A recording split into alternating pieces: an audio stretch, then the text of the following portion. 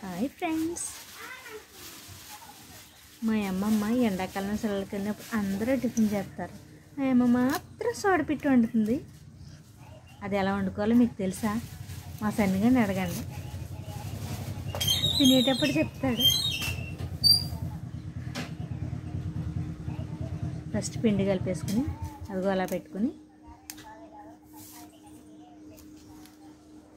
తర్వాత దాన్ని స్టవ్ మీద పెట్టి కాసేపు ఉడకబెట్టి తీసేసి బెల్లం వేసుకొని తినేయడమే.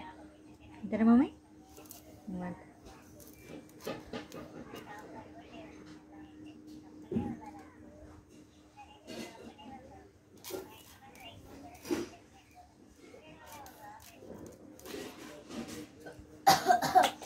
గిన్నెది గిన్నె లేదా తిను.